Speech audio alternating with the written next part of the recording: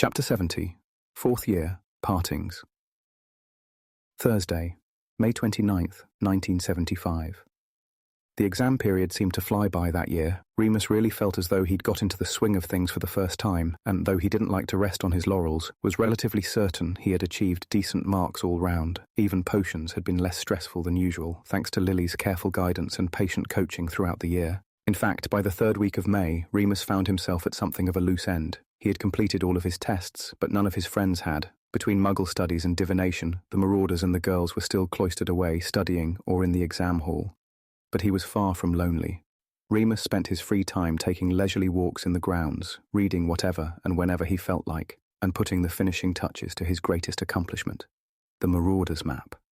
It had been almost 4 full years in the making, but Remus's original rudimentary map of Hogwarts had expanded and developed until it presented a comprehensive view of the entire castle, secret entrances, tunnels, and hidden chambers included. With the Marauders' help, it now moved and shifted in time with the rhythm of the building itself, located and identified every being present in the castle, and it worked beautifully. Remus had never been more proud of anything in his life. Indeed, he had never created anything worth being proud of.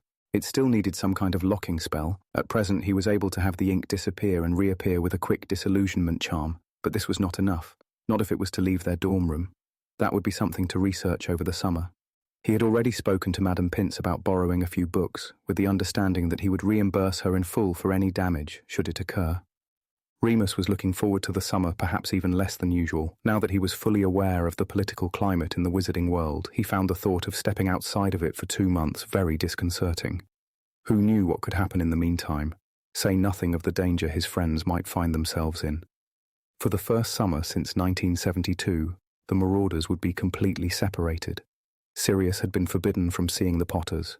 Remus would be at St Edmund's as usual, for his own safety, and the Pettigrews were going to America to visit Philomena.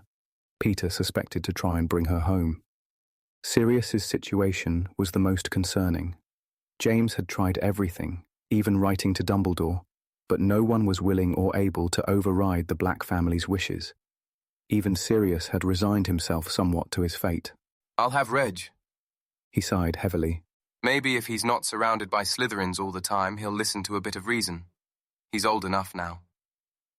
Remus had promised to write every day if Sirius wanted him to. Even Mary had offered to try and visit, as she lived in London too. Of course she was Muggle-born, and it was entirely out of the question. James actually had an escape plan ready to enact the moment Sirius gave the word. It involved a complex chain of communication, his broom, and breaking at least 10 wizarding laws, but they were all ready to do it, even Peter, who had forgiven Sirius his outburst in April, and been forgiven in turn. Remus had thought about how to spend his own summer, and had already decided he would not be repeating the events of last year, not that he would turn down the chance to earn a bit of cash if it came his way. His plans to hunt down Greyback had not altered, and would still need financing, but he also needed to stay focused. Staying out all night drinking and fighting was not productive, nor did it solve any of his problems. He also knew that he needed to keep a low profile for as long as possible, and getting himself arrested for petty crime was not a clever move. Having spent a fair bit of time indoors lately completing the map, and the weather being neither too hot nor too cold for May, Remus decided to venture out onto the grounds to read. He had finally read all of the Muggle books Sirius had brought with him to Hogwarts in their first year, and was now borrowing from Lily. She was a big Jane Austen fan, which was a shame, as Remus wasn't, but he was making do with Emma all the same. He sat under the dappled shade of a big beech tree by the lake with his back to the Whomping Willow. As he'd feared, Remus soon grew bored of Miss Woodhouse's dreadful prattling. It turned out the stupid book was all about matchmaking, and he'd had plenty of that already this year, thank you very much. He put the book down and leaned against the trunk, looking up at the brilliant green leaves, his eyelids slowly sighing shut. He had a very strange dream, though Remus would think to himself much later, all dreams were pretty odd, weren't they? He couldn't remember exactly what was going on in the dream, or where he was, or who was with him. But there was perhaps another person, another body, at least, very close to his own. It was an intensely physical sensation, similar to his memories of being the wolf, but undoubtedly more pleasant. The way this other body fitted against his was deeply soothing, warm, and satisfying in a way he had never felt before. Remus wasn't sure how long he'd slept for, but when he awoke there was chatter all around him.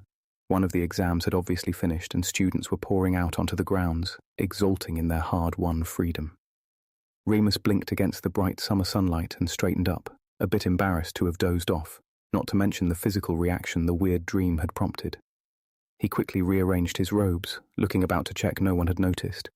His back was stiff and sore now, from leaning against the trunk. His mouth was dry, and his left foot had gone numb. He stretched and shook it out, wincing as pins and needles shot up his leg. "Watcher! Remus!" A gruff, Liverpudlian accent came from behind him. "Not sleeping, were you?" "No," he said at once, as Ferox came into view. Remus grabbed up Emma and tried to pretend he had only put it down for a moment. Ferox smiled at him knowingly, but didn't make fun. He set down a heavy bucket of something slimy, which smelled foul. "Came to say goodbye to the squid." He nodded at the lake, which was as still as a mill pond. Are you going away for the summer, Professor? Remus asked, mildly interested as he rubbed his leg to get the blood flowing again. Ferox nodded, squinting out at the lake. "The summer and maybe longer. Afraid I won't see you in September." What? Remus blinked, startled. But who'll teach us care of magical creatures? "Professor Kettleburn'll be back. I was only ever filling in for him." Oh. Remus had sort of known that all along, but it still came as a shock. He felt horribly sad. He'd never had to say goodbye to anyone he knew he'd missed before. He had a strong urge to tell Ferox this, to tell him how much he wished he would stay, but the words wouldn't come.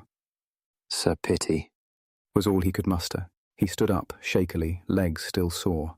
Ferox dipped a hand into the bucket of slimy, silvery things and withdrew something long and wriggly. He flung it into the lake, and 2 tentacles broke the water's surface to catch it. Ferox smiled. "I won't lie. I'll miss this place," he said, reaching in for another one. He glanced at Remus. "And my best class, of course." It's my favourite subject," Remus said, all in a hot rush. "I should think so." Ferox grinned, throwing another slithery thing. Splash. "I'm not supposed to tell you your results until August, but, well, I'm bloody proud of you, Lupin. Top marks, best in the year, better than plenty of my OWL students." You're a good teacher, Remus said sadly. "So's Kettleburn." Ferox reassured him, still feeding the squid. Where are you going? Back to the ministry? No. Ferox's expression changed. He didn't frown exactly, but his features darkened, the smile faded. "I've some business for Dumbledore. Not sure the ministry would. Anyway, it's not for you to worry about." He shook his head, then smiled again, looking down at Remus. "I'll be abroad for a while." Remus wondered if he would ever see Professor Ferox again. He still wasn't quite sure how big the wizarding community really was, but he didn't think it could be very large, not if there was only one school in Britain. Would it be okay to write to Ferox, or was that inappropriate? He wouldn't write to someone like McGonagall, for example, or Professor Slughorn. "I'll be asking Kettleburn for updates, you know," Ferox said, reading his mind. "So, don't think you can start slacking. Us dead-end oiks have to show the rest of the posh knobs how it's done, eh? Now, more than ever." I won't slack off, Remus said fiercely. I promise. Ferox laughed and nudged Remus with an elbow. "Good lad. Your dad'd be proud." Friday, June 27th, 1975. It was the last Friday of term. All of the exams and lessons were finished for another year, and Remus had made a mental list of all of the packing he needed to do. This year, he and James had conspired together to ensure that all of Sirius's got done in time. James was gradually warming to the idea of letting Remus help when it came to Sirius's welfare. They planned that on Saturday morning, James and Peter would take him out for a few hours flying, while Remus would sort through everything. He'd promised he didn't mind, anything that might help. They were all sitting around at dinner, nothing special, just fish pie. The feast wouldn't be until Sunday night, when the owls began to fly in for last post. Ugh. Sirius groaned as a large brown eagle owl landed in front of him, one of the Black family owls. "I'll do it." James jumped in quickly, tugging the small scroll wrapped around the bird's scaly leg. He pushed his round glasses back on his nose, and his eyes darted quickly across the paper. Then he shrugged and scrunched it up, tossing it over his shoulder. "Just making sure you know you have to meet them at King's Cross. They're expecting you and Regulus to be together." Worried I'll pull another disappearing act. Sirius smirked. Will you? Peter asked nervously. Not worth it. Sirius sighed. Bet they'll be there early just to spite me. I'll have to come up with another way to piss them off. Or you could just try to keep your head down and make it through the summer.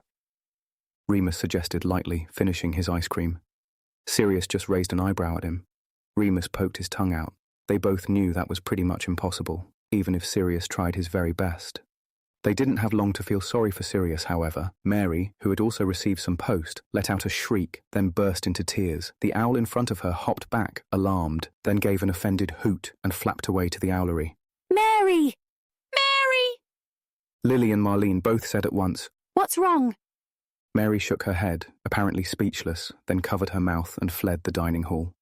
Lily and Marlene glanced at each other, then jumped up immediately to follow her. What do you think's up with her? Peter asked. Remus shrugged. Girl stuff.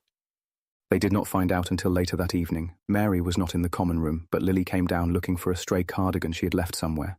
Darren dumped her. She said gravely to Remus. She's a complete wreck, poor thing. Right before the holidays. Remus said, shocked. Bit harsh. Yeah. Lily replied sadly. Said he couldn't be bothered waiting around for her while she's at school all year. Wants a girlfriend closer to home. I think she's well shot of him. He sounds horrible. Bet Marlene's happy, though. Remus grinned. Won't have to hear about it anymore. Don't bet on it. Lily's face was grim. She hasn't shut up about how much she loved him yet.